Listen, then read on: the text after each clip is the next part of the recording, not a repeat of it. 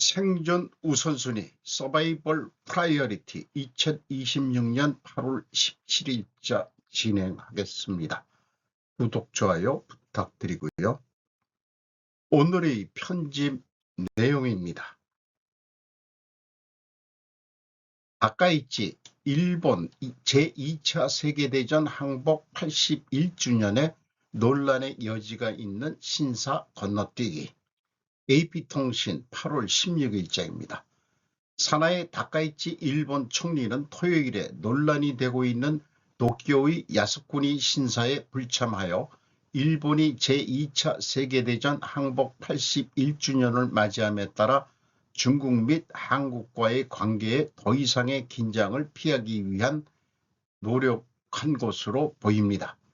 그러나 다카이치는 기념식 연설에서 아시아에서의 과거 전시 과거를 언급하거나 이에 대해 유감을 표명하지 않았으며 국방부 장관과 다른 정치 대표자들이 신사를 방문했습니다. 전쟁에서 사망한 240만 명 이상의 사람들을 기리는 이 야스쿠니 신사는 제2차 세계대전 중 일본 전범 14명을 안치한 후 논란이 되었습니다. 중국과 한국은 일본 관리들이 신사 방문이 일본의 전시 잔악 행위에 대한 후회가 부족하다는 것을 보여준다고 말합니다. 일본은 패배 이후 수십 년 동안 평화주의 정신을 받아들였습니다. 신사를 정기적으로 방문해온 고이즈미 국방상은 토요일 방문 후 X에서 저는 전쟁 포기의 결의를 새롭게 했으며 평화를 사랑하는 국가로서 전후 일본의 책임을 계속 이행할 것입니다라고 말했습니다. 그는 2006년 8월 15일 야스쿠니 방문으로 중국을 격분시킨 인기 전 총리 고이즈미 주니치로의 아들입니다. 상대방의 아픔 이해에 대한 것을 좀 논리적으로 생각해 봤습니다. 충분 조건 논리로 만약에 조중로 무력 시위에 하게 된다면 그러면 한일 협력이 선결되어야 한다. 왜냐하면 상대방의 아픔을 상호라고 제가 넣어봤습니다. 이해를 해야 하기 때문이다. 이것이 근본 원인이라면 야스쿠니 참배와 전몰 추모식도 이해가 돼야 된다. 이렇게 정리할 수 있을 것 같습니다. 이것을 갈등 대립대로 또 표현해 봤습니다. 필요조건 논리인데요. 한일 협력을 위하여는 반드시 역사 문제를 인식해야 한다. 역사 문제를 인식하기 위하여는 반드시 상대방의 아픔을 이해해야 한다. 한편 한일 협력을 위하여는 패전 원폭 전몰자 추모를 인정하여야 한다. 패전 원전 절목자 추모 인정을 하기 위하여는 반드시 야스쿠니 신사 참배가 용인되어야 한다. 그래서 상대방의 아픔을 이해한다는 것과 야스쿠니 참배 용인이 된다는 것은 이것은 갈등 대립 구조라고 그렇게 표현해 볼 수 있겠습니다. 이 비디에 대해서는 상대방의 아픔 이해는 식민 지배를 했던 일본이 한국에 대한 자세이어야 하기 때문이다. 우리는 그렇게 생각을 할 것 같습니다. 반대로 식민 지배를 받았던 한국은 일본 상대방의 아픔을 이해하지 않아도 되기 때문이다. 요거는 일방일 경우에 그렇다는 얘기죠. CD 프라임 일본은 패전으로 인한 반성 부전 용어를 하지 않아도 되기 때문이다. 원폭으로 수많은 국민이 죽음을 당한 것이기 때문이기도 하다. 이렇게 좀 정리를 해봤습니다. 그러니까 그 한일 협력은 계속 해나가자 그러는데 그건 다 동의한다 하더라도 전제 조건을 상대방의 아픔을 이해해야 된다는 게 허리로 그 정축사라고 그러나요? 거기에서 그 이재명 대통령이 언급을 했는데, 제가 생각할 때는 이게 논리적으로 조금 자꾸 갸웃하게 되는 것은 너무 표현이 추상적인 한계가 있는 거 아니냐. 그래서 광복의 기쁨 대 패전의 아픔은 대관계인 것 같다. 이렇게 한번 정리를 해봤습니다. 향후 우리 한국 사람들은 한일협력을 계속해 나가야 된다면은 싸웠다든지 이런 이 최근 세사의 그 아픔 이런 거 다 있고, 제 생각은 그렇습니다.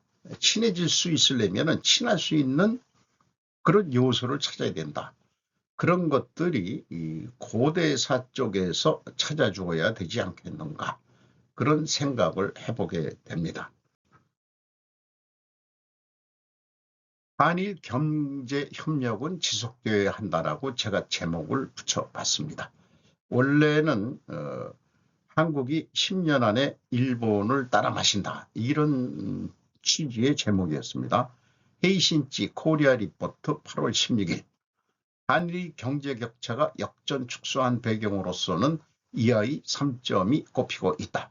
첫째, 한국은 최근 수십 년간 수출 중심의 공업화와 기술의 축적을 계속해 경제 규모와 1인당 소득을 급속히 늘려왔다. 두 번째, 일본은 장기적인 저성장과 물가 정책, 엔화 약세의 영향으로 실질적인 경기 체감과 달러 환산 소득이 약해졌다. 세 번째, 한국은 반도체 등 일부 주력 수출품에서 경쟁력을 높여 수출 규모에서도 일본과의 격차를 크게 줄였다. 향후 한국이 강화해야 할 국가적 과제로는 첫째, 기초과학 기반 기술에 대한 R&D 투자 확대. 두 번째, 초저출산율과 인구구조 위기 대응. 세 번째, 경쟁과 병행한 경제적 실리에 기초한 협력의 세 가지가 거론되고 있다.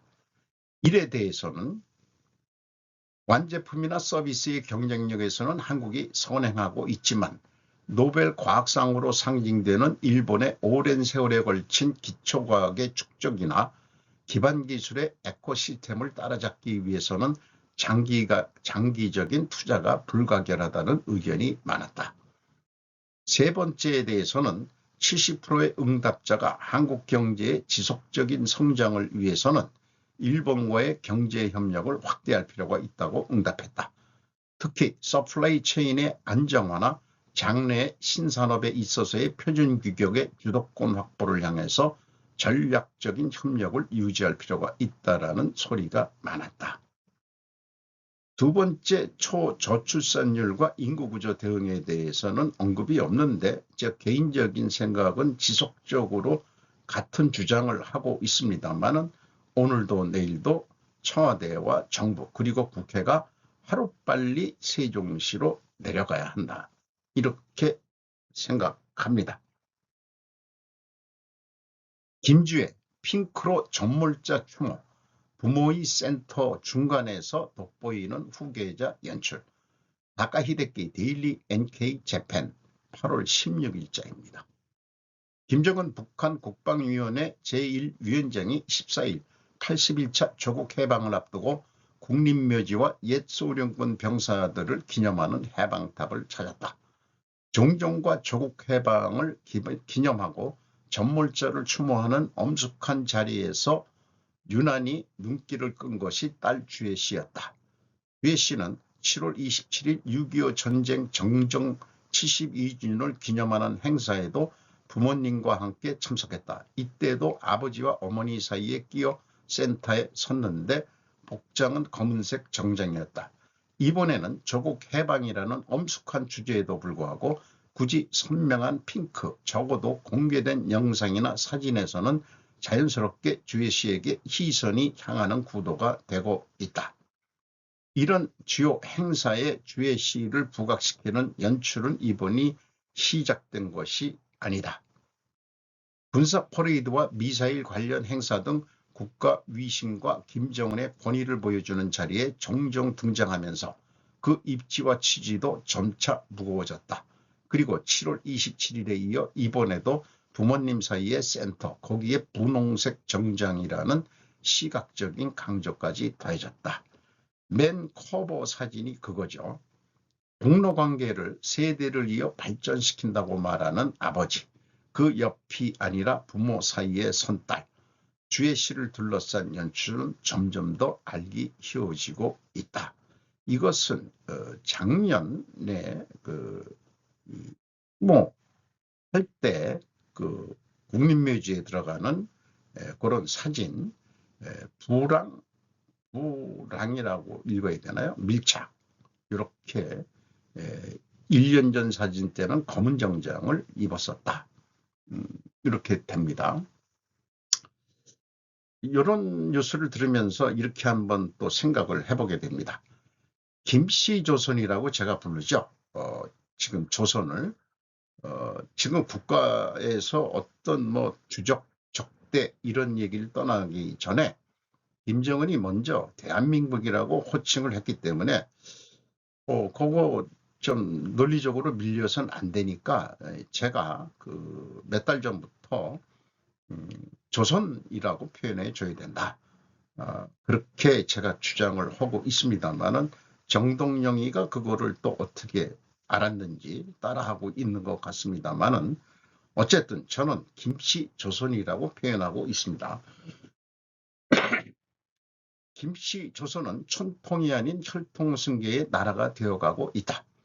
일본 천황가는 38촌 같은 강화도 도령을 찾아서라도 남성을 고수하려고 하고 있는데 지금 북한은 딸 주애가 첫 장녀인지 이것을 계속 연출한 것은 향후 김씨조선의 지도자는 여성이 되게 만들겠다는 추이로 계속 가는 것 같습니다. 지도자 공부를 많이 하겠죠. 설명자, 북한이 일본에 대한 비판을 강화하는 이유는 무엇입니까? 심귀석, 로이터 8월 14일자입니다. 북한은 지역 안정을 위협한다며 일본의 군사력 증강과 미국 및 한국과의 안보 관계에 반대하는 수사 캠페인을 강화했습니다. 7월 초부터 10건 이상의 관영 언론 공기업에서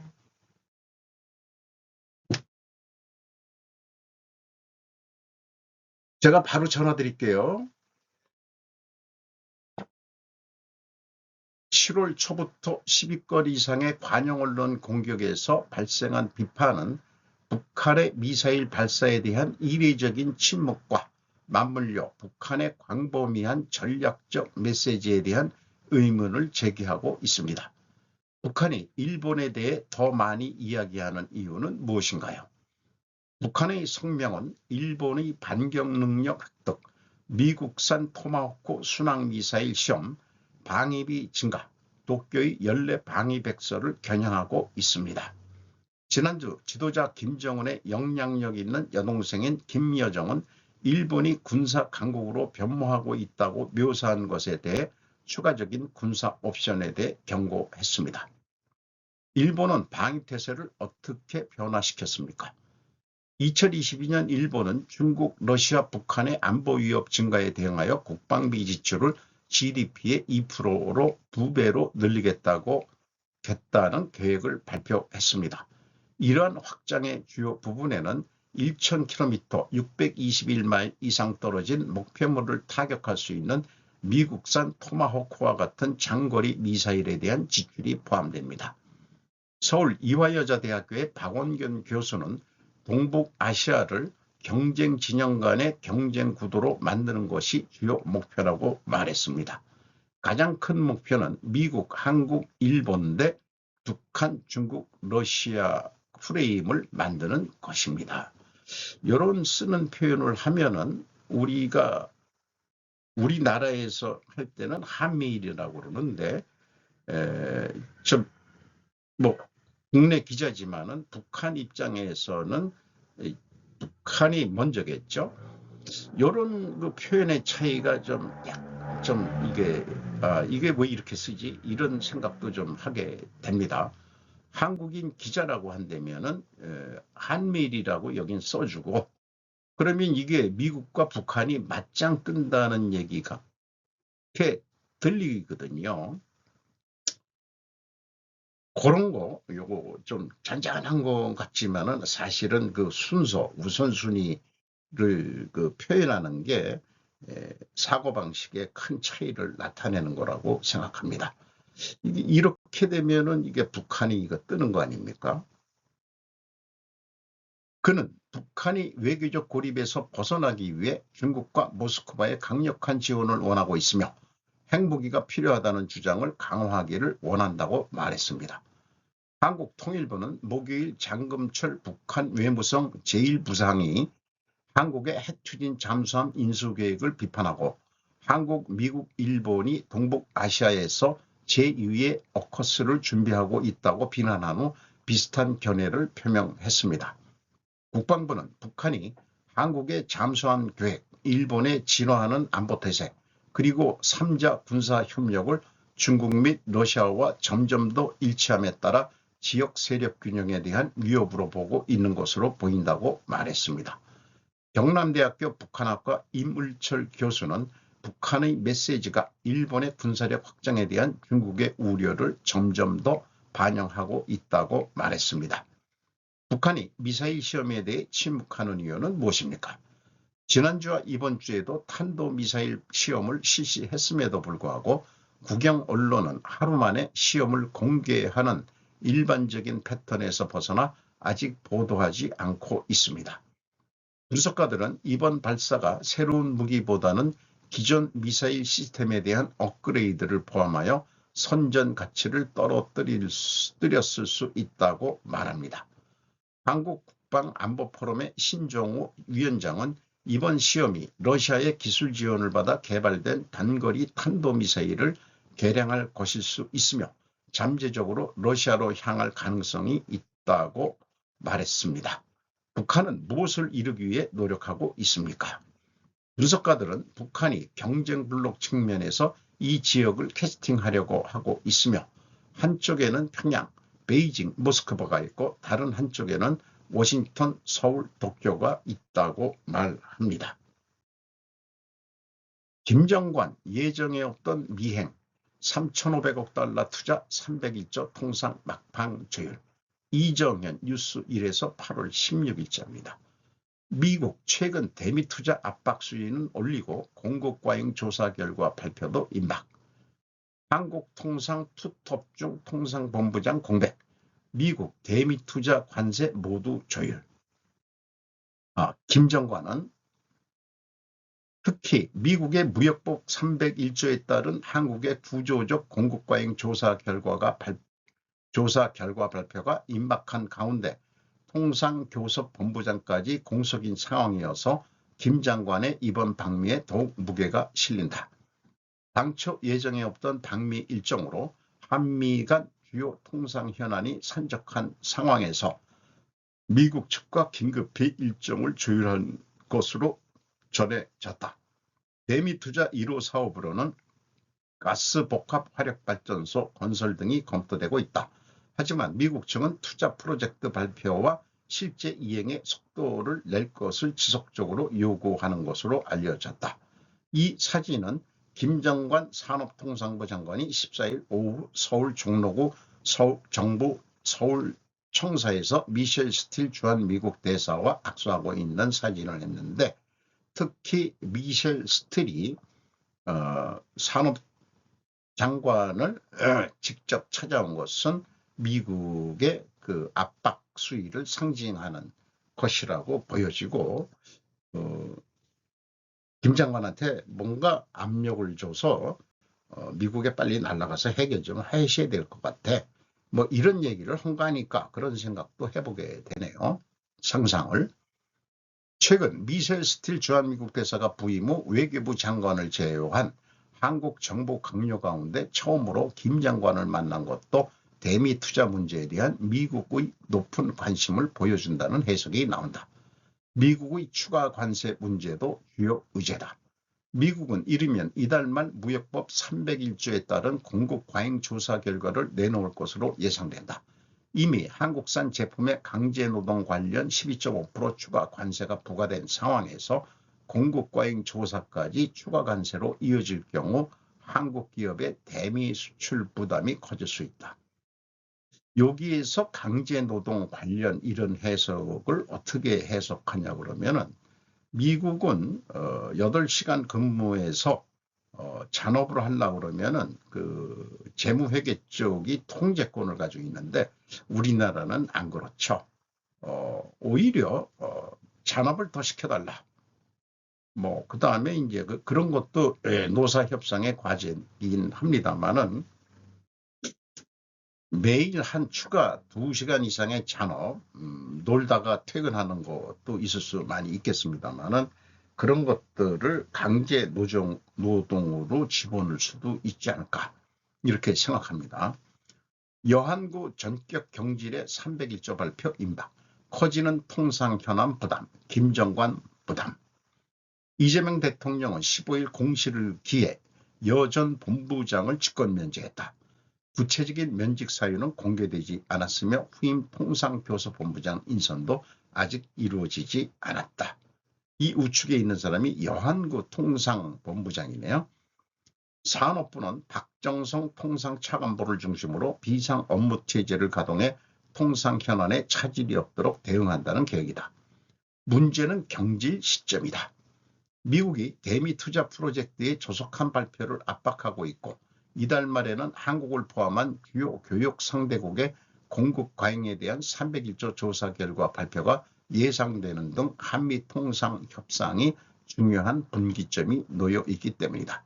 결국 김 장관이 통상교섭본부장 공백이라는 비상 상황에서 직접 미국으로 향하면서 대미 투자 이행 관세 방어라는 두 현안을 동시에 챙기는 모양새가 됐다. 통상실무사령탑이 교체된 직후 이루어진 이번 방미가 한미 간 막판 통상조율에 어떤 영향을 미칠지 주목된다. 미국 이란 이제 경제전쟁으로 디젤값 50% 급등돼 고통지수 사상 최과.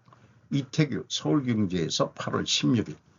기름값 급등 미국, 경제는 민주 10년 만에 역전. 경제 고통지수 91%, 벼랑 끝 내몰린 이란. 미국은 제재 강화, 이란은 도발, 치킨 게임. 결국 국내 불만이 변수, 먼저 핸들 트는 쪽이 패자. 미국과 이란 전쟁이 누가 경제적 고통을 오래 버티는지의 경제전쟁으로 비하하고 있다. 유가 상승을 비롯한 계속되는 인플레이션으로 미국에서는 10년 만에 경제는 민주당이 낫다는 여론이 형성되고 있다.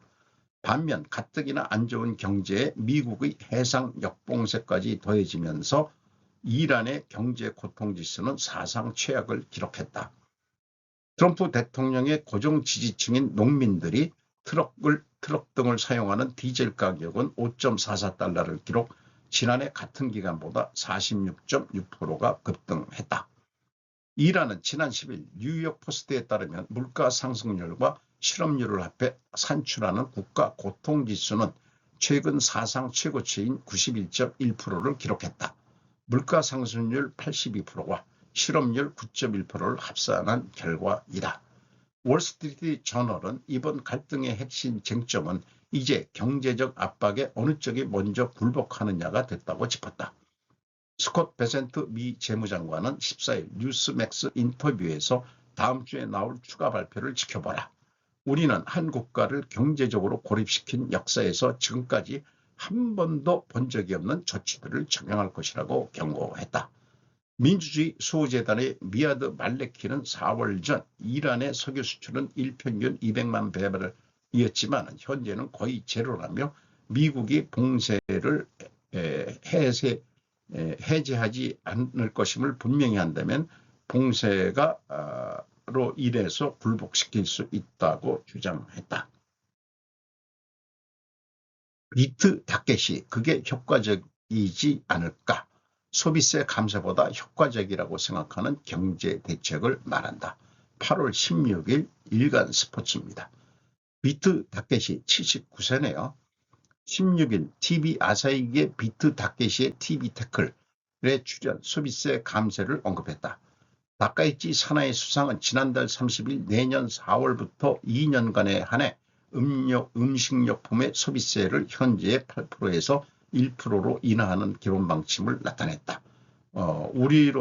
우리나라는 부가세죠. 10%.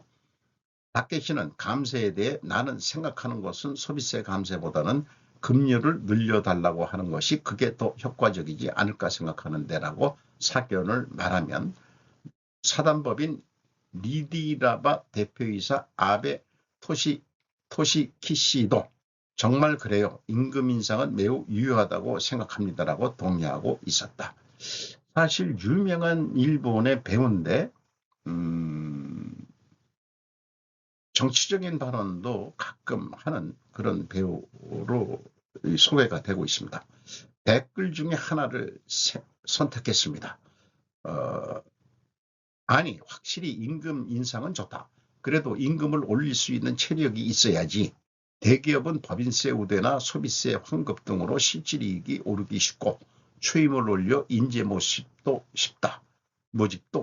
그러나 그 대기업을 지탱하는 중소기업이나 개인 사업주는 이익이 오르지 않고 사람도 모이지 않는다. 인재 획득 격차가 커지고 있다. 춘투에서도 일부 대기업 중심의 페이스업이 기준이 되어 퇴임이 결정된다. 기업 간 격차로 중소기업의 도산수가 사상 최고다. 많은 국민이 중소기업에 다니고 있다. 그러니까 그 중소기업을 건강하게 만들지 않으면 경제가 근본적으로 좋아질 수 없다. 지금은 일부 기업이나 정치인, 관계자나 단체가 윤택할 뿐이다. 진심으로 잘하려면 법인세를 올리고 소비세를 일률적으로 낮춰야 한다. 소비세는 적자라도 내야 한다. 그 부담이 중소기업에 상당히 아프다. 경제를 아는 사람이라면 물론 지식이라면 알고 있는 얘기지만 입이 터져도 이권을 위해 그러지는 않을 것이다. 참 댓글 수준이 높습니다. 우리나라도 양극화, 대기업 이런 거로 해서 좀 중소기업의 아픔이 더 많겠지요. 거의 유사하다고 생각을 합니다.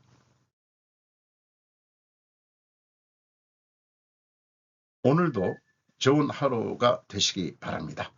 8월 15일 광복절에 관련된 뉴스들을 오늘은 좀 많이 모아봤습니다.